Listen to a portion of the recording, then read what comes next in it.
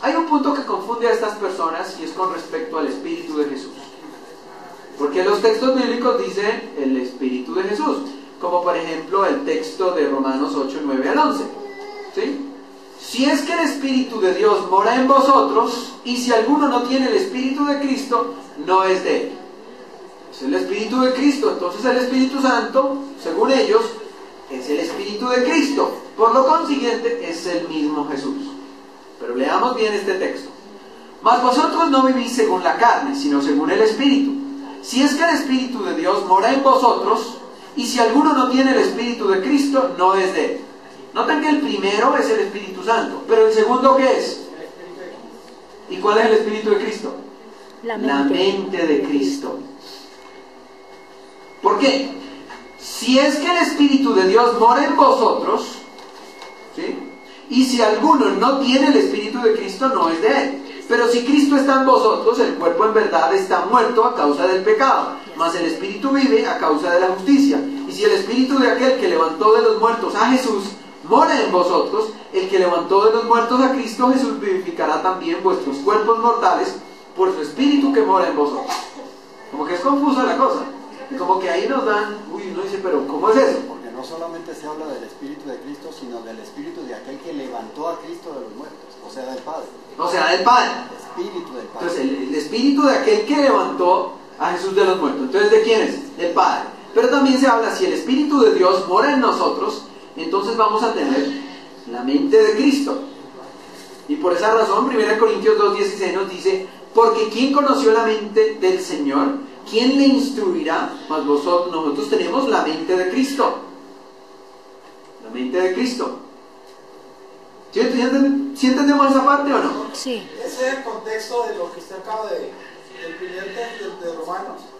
Sí, es la mente de Cristo, porque miremos, mas vosotros no vivís según la carne. Quiere decir que estamos siendo, ¿qué? Espirituales. Sino según el Espíritu.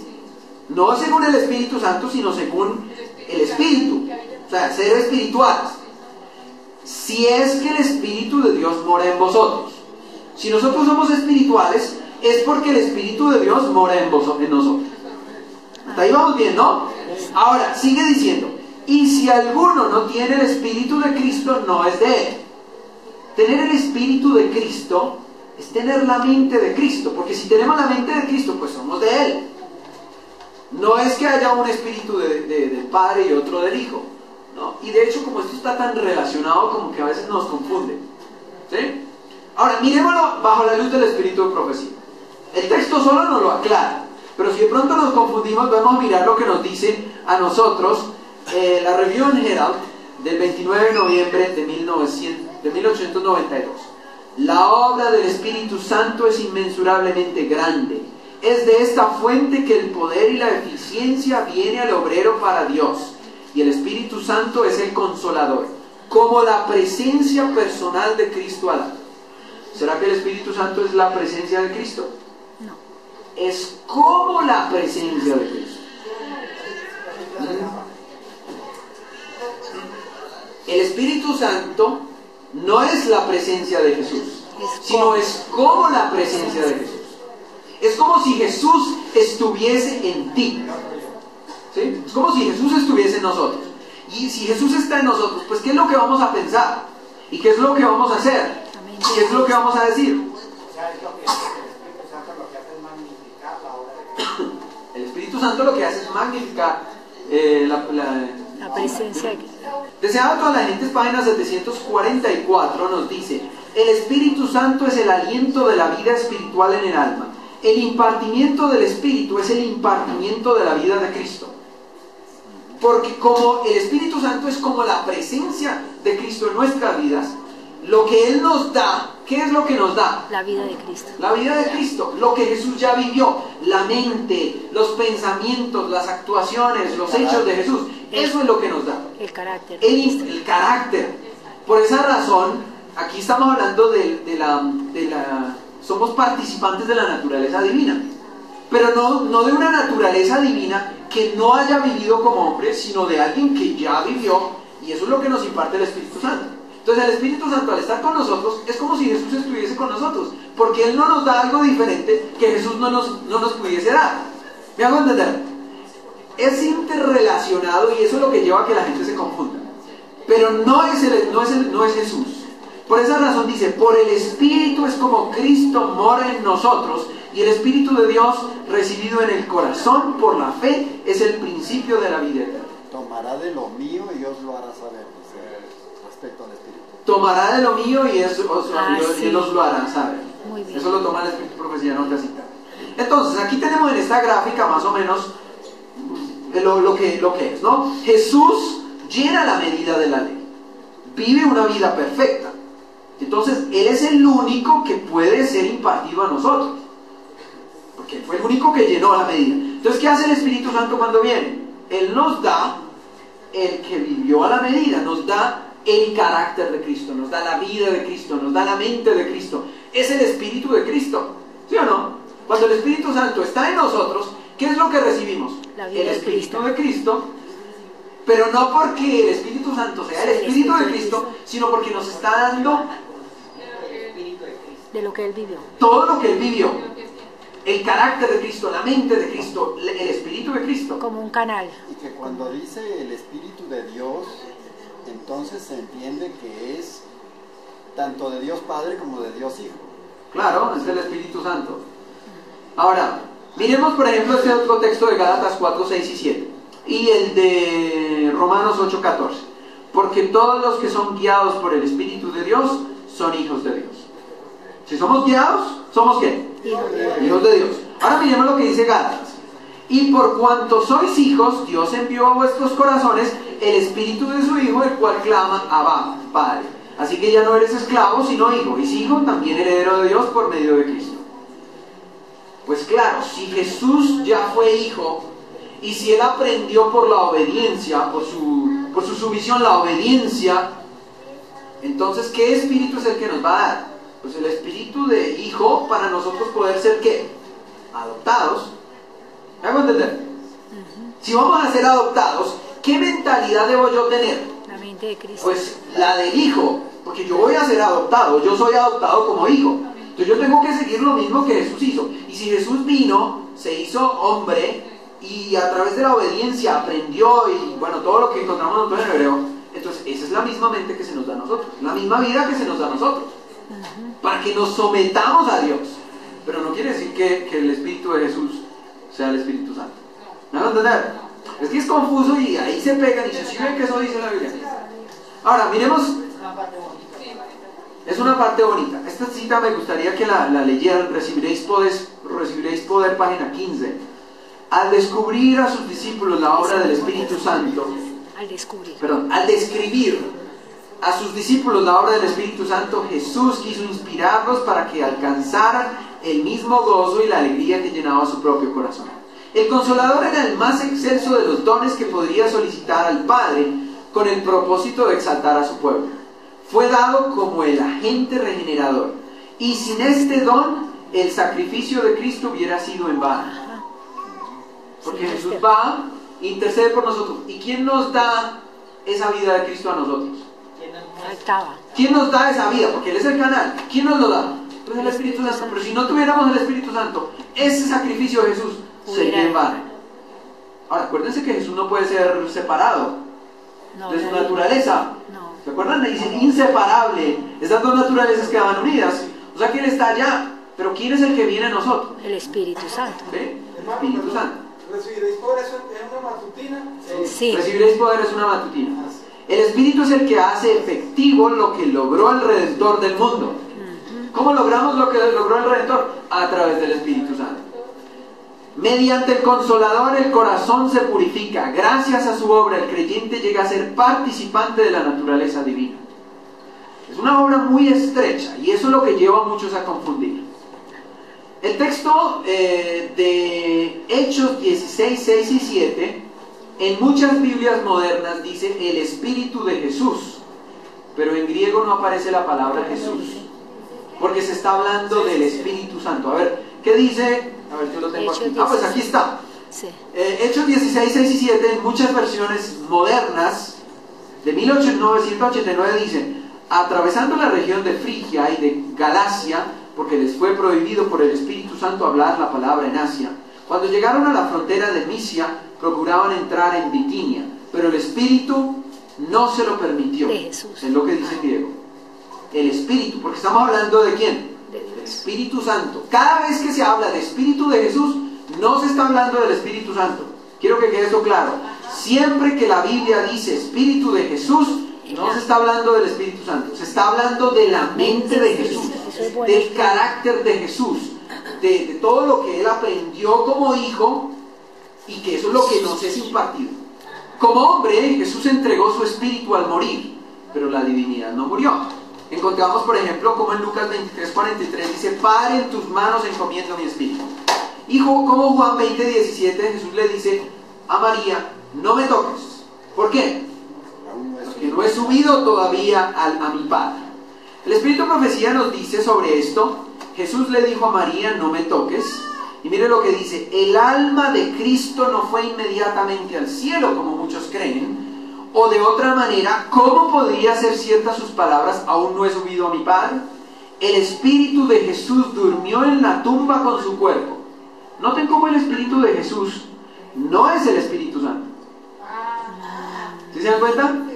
El Espíritu de Jesús no es el Espíritu Santo. Se queda con Jesús en la tumba. No sale, no acompaña a los discípulos, no está en otra parte, está con Jesús. Noten cómo no se puede separar. Está con Jesús.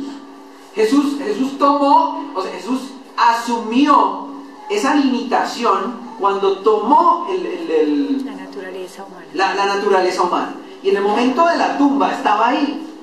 ¿Y por qué razón es que Él envía el Espíritu Santo? ¿Por qué no viene Él mismo? ¿Por qué necesita el Espíritu Santo como presencia del Espíritu Santo? Porque Él aceptó eso. ¿Cómo es? No me pregunten. O sea, yo no puedo decir que Jesús sea menos Dios ahora que antes. No, o que Jesús haya perdido su omnipresencia. Tampoco. Pero eso es lo que revela la Biblia del Espíritu de Profecía. ¿Cómo es? Allá lo veremos. Pero eso es lo que es. ¿Quién es el que está omnipresente? No es Jesús, es el Espíritu Santo. ¿Por qué no viene Jesús a nosotros? ¿Por qué no es omnipresente en este momento? Pues eso es lo que nos revela la Biblia del Espíritu de Profecía, eso es lo que tenemos que nosotros aceptar. Y no meternos en eso, que si Jesús no es omnipresente en este momento. No, eso no es lo que estamos diciendo. Porque Jesús sigue siendo Dios en toda su plenitud. Ajá. Enviar al Espíritu. ¿Cómo es? Estos son los punticos del misterio que no podemos explicar. Y si nos metemos a explicarlo, a decir, no, es que el que viene sí es Jesús, porque Jesús sí sigue siendo omnipresente, entonces es Jesús mismo. No, eso no es lo que está escrito. Lo que está escrito es que es el Espíritu Santo el que viene. Y aquí hay una prueba. El Espíritu de Jesús duerme con Jesús con el cuerpo en la tumba. Y dice, ¿ah? Yo entiendo algo, que Jesús hizo ya su función, cumplió su función en la tierra y ahora empezó su función el Espíritu Santo. Pero Sí, es que el como Espíritu Dios. Santo también estaba en el Antiguo Claro, Testamento. sí, pero su función ya plena aquí en la tierra. Sí, o sea, tenemos que Sí. limitarnos a lo que está escrito. Claro. Y de ahí no movernos, porque lo contrario nos metemos en Sí, territorio en especulación. peligroso. Todo, ¿perdón? Por eso dice que os enviaré un consolador. Otro consolador. Sí. Él había sido un consolador y enviaba a otro consolador. Muy ¿Sí? bien, exacto. Ahora dice, todo lo que comprendía la vida y la inteligencia de Jesús permaneció con su cuerpo en el sepulcro, y cuando salió era un ser completo. O sea que ¿cómo era completo? Cuando estaba la divinidad y la humanidad.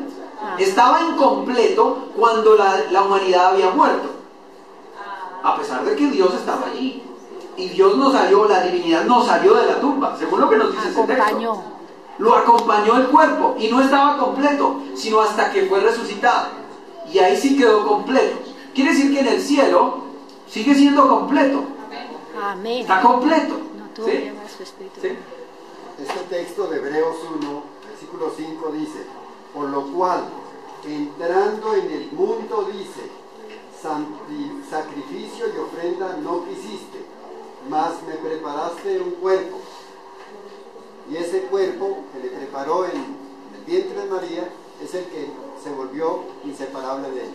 Ajá. Es el que Así. ofreció. Ahora, Hay muchos que de pronto malinterpretan y toman esta parte cuando Jesús sopla a los discípulos y dice, recibe el Espíritu Santo. Que eso es, ahí les estaba dando su vida o les estaba dando en ese momento el Espíritu Santo. Pero en ese momento no fue que ellos recibieron el Espíritu Santo, ¿o sí? Fue en el Pentecostés cuando recibieron el Espíritu Santo. Ahora, Él sopla en la creación para dar ¿qué cosa? Aliento de Vida al hombre, aliento al hombre. ¿Y para qué sopla en este momento? ¿Para qué sopla en este momento?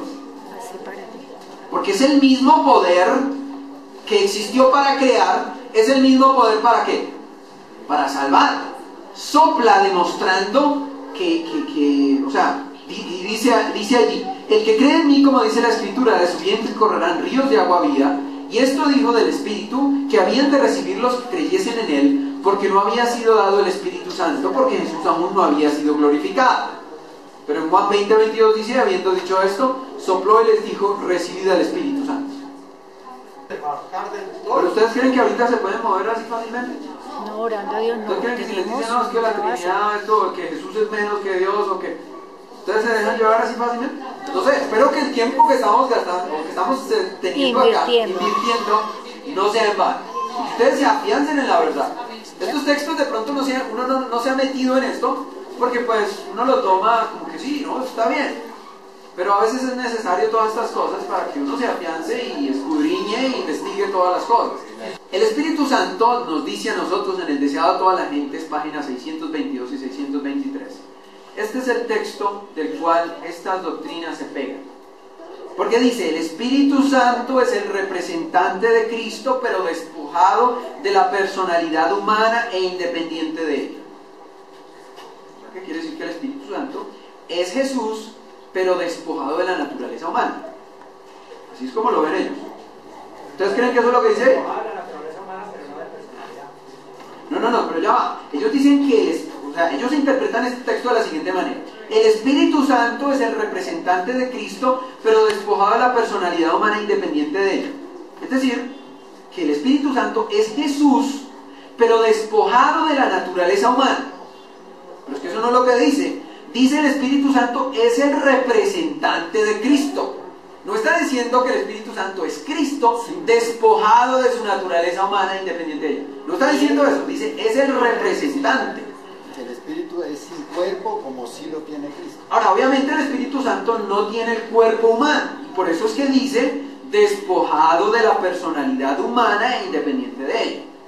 Porque Jesús sí tiene cuerpo, pero el Espíritu, cuerpo humano me refiero yo. Pero el Espíritu Santo no tiene la limitación del cuerpo humano. Entonces, el Espíritu Santo es el representante de Cristo. Ahí no dice que es Cristo mismo. Le dice que es el representante de Cristo. Ahora sigamos leyendo. Estorbado por la humanidad, Cristo no podía estar en todo lugar personalmente. Como si lo puede estar el Espíritu. Como si lo puede estar el Espíritu Santo. Entonces, ahí, esas son cosas que están escritas y que yo a veces no entiendo. Yo, ¿cómo así que Jesús entonces no puede estar en todas partes? Yo no me meto en eso. Pero yo no me meto en eso.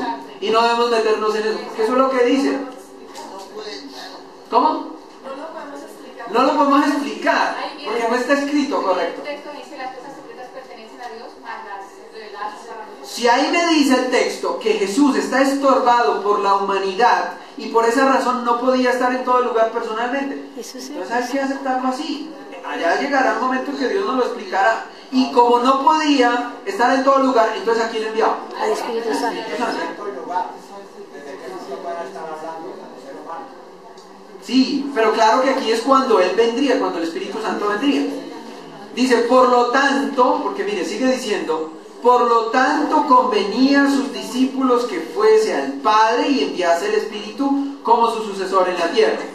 O sea que esto ya está hablando para el futuro, cuando Jesús estaría allá arriba y enviaría el Espíritu Santo. No sé, esto está escrito y hay que tomarlo así porque eso está escrito. Nadie podría entonces tener ventaja por su situación o su contacto personal con Cristo. Por el Espíritu, el Salvador sería accesible a todos.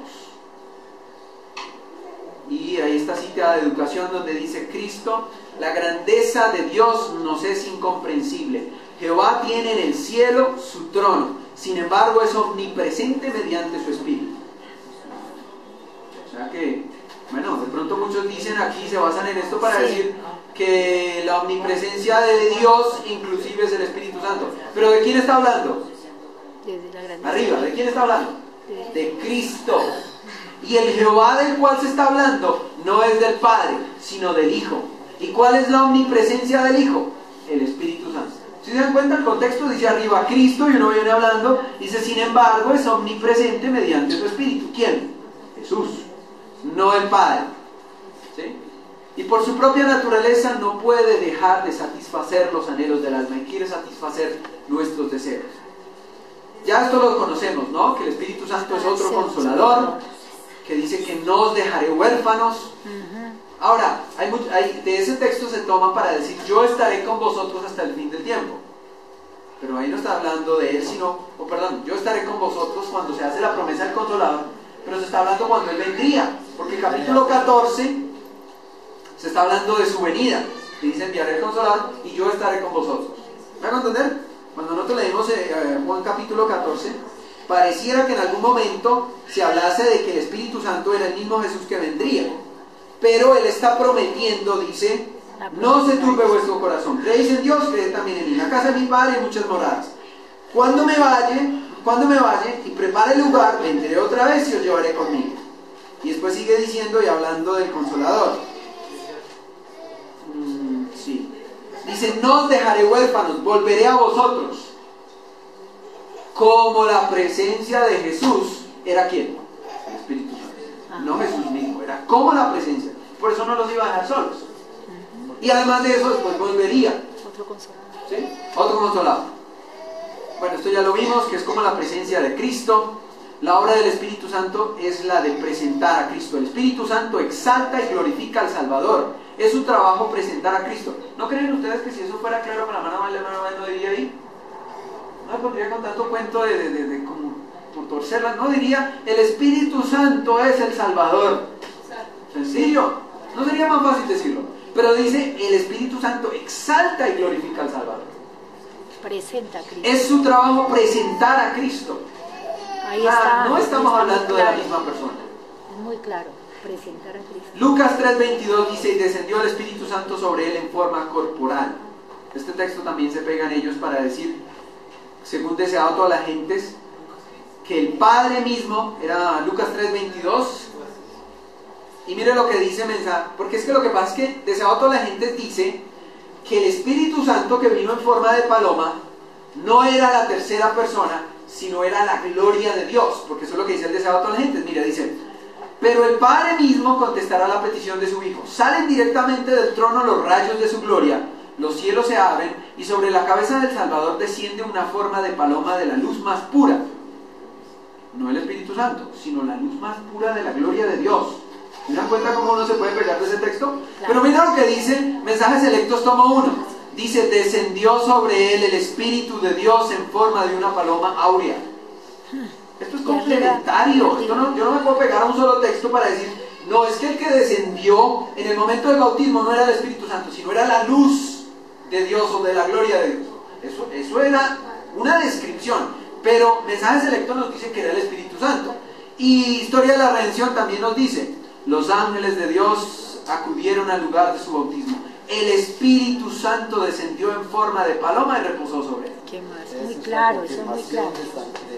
Mateo. Esa es la confirmación de Mateo, sí. Y dice, esa señal se cumplió cuando la paloma celestial reposó sobre Jesús y la gloria de Dios resplandeció a su alrededor. Ahí está. Esto es complementario, que era la gloria, sí, era la gloria. Pero ¿quién era el que estaba manifestándose?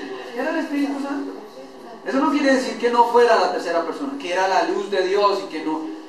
No, es que se pegan de unas cosas. Ahora, otra pregunta que hacen es, bueno, pero en todas partes aparecen dos tronos. El trono del Padre y el trono del Hijo, en las visiones que tiene la hermana White. ¿Y dónde está el trono del Espíritu Santo?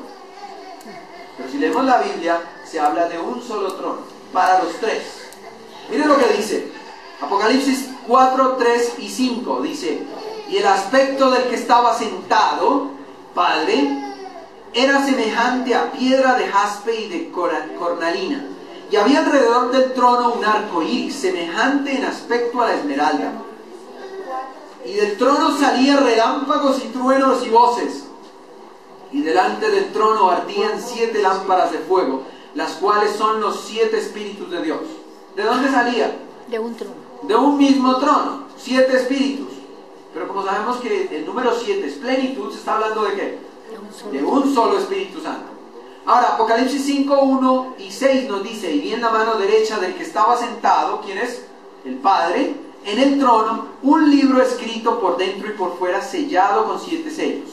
Y miré y vi que en medio del trono y de los 4 seres vivientes y en medio de los ancianos estaba en pie ¿quién? Un cordero. Un cordero. ¿En medio de quién? Del trono. Pero ese no era el trono donde estaba sentado el Padre. Sí. ¿Y en medio estaba quién? El cordero. Y no solamente eso, dicen que tenía 7 cuernos y 7 ojos, los cuales son los 7 espíritus de Dios. ¿Dónde estaban los 7 espíritus de Dios? En el cordero. O sea, ¿y dónde estaba el cordero? En medio del trono. ¿Y dónde estaba? En donde estaba sentado el Padre. Entonces, ¿por qué nos tratamos de matarnos en la cabeza, tratando de mirar si son 3 tronos o 2 tronos o un trono? Si es una visión, ¿será que todo lo de la visión es real y literal? El mismo trono, la palabra trono es para representar la sede del gobierno. La sede del gobierno de Dios. Muchas cosas de las visiones no son reales. Hermana Guay veía a Jesús como lo ve Juan, con los ojos de llamas de fuego y con sus piernas, visiones, bueno, pero allí estamos hablando, o sea, esto no nos quiere decir que entonces el Espíritu Santo, acordémonos también que esta revelación del Espíritu Santo no está plena. Tenemos revelación del Hijo, tenemos revelación del Padre y parcialmente tenemos revelación sobre el Espíritu Santo. Sabemos que es una tercera persona, sabemos que es otra persona, sabemos que es distinta, pero no sabemos detalles sobre el Espíritu Santo. Y por esa razón no nos podemos meter en esos detalles. Si no se habla nada de un tercer trono, no quiere decir que no lo haya. No está revelado. Si no se habla nada acerca de adorarlo o de pedirle, eso no quiere decir que no se pueda hacer. O sea, hay cosas que la verdad no están reveladas. Patriarcas y Profetas, capítulo 14 y 15, si nos vamos a poner a hablar de 2 tronos, Patriarcas y Profetas nos dice que era un solo trono para Padre e Hijo. Nos dice: el Hijo de Dios compartió el trono del Padre y la gloria del Ser Eterno que existía por sí mismo, cubrió a ambos. Es decir, que hay citas en donde se habla de un solo trono para los 2 y hay citas en donde se habla de 2 tronos. Pero eso simplemente no quiere decir que no se hace. ¿Sí? Y el Espíritu Santo comparte el trono de la gracia con el Padre y el Hijo. Pónganle cuidado a esta cita que está muy interesante. Cuando el cristiano toma el voto bautismal, se le promete ayuda divina. El Padre, el Hijo y el Espíritu Santo están listos para obrar en su favor. Dios coloca a su alcance los recursos del cielo a fin de que pueda ser vencedor. Su propio poder es pequeño, pero Dios es omnipotente y es su ayudador. Diariamente debe presentar sus necesidades ¿ante quién? Ante el trono de la gracia. ¿Y quién es el que está ahí listo para socorrer o para ayudar? Padre, Hijo y Espíritu Santo. Entonces los 3 también están en ese trono, porque ante ese trono es que se presentan las súplicas. ¿Y quiénes son los que están ahí listos para ayudarnos? Y ahí no se habla de 2 tronos, ni de 3, se habla de un trono. Entonces, esto no es cuestión de ponernos a discutir. Hay muchos detalles que nos serán aclarados en el cielo. Por tanto, id y haced discípulos a todas las naciones, bautizándolos en el nombre del Padre, el Hijo y el Espíritu Santo.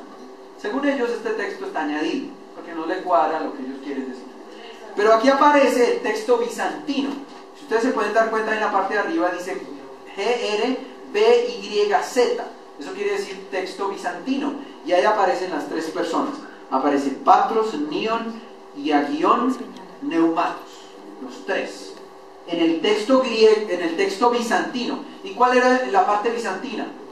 No era la parte romana, era la parte del lado derecho donde estaba Jerusalén, donde la gente guardaba el sábado hasta el año 600 y algo, donde se tenían muy fiel las doctrinas. No era del lado romano. Y en ese lado, que no era romano, porque supuestamente viene el catolicismo, el paganismo, entonces esto es romano, pero este lado no era romano y se menciona el texto. ¿Sí? No, en nuestras versiones está ahí, este texto está ahí, texto bizantino. Ah, en algunos está así entre. Entonces son las nuevas versiones las que aparecen así.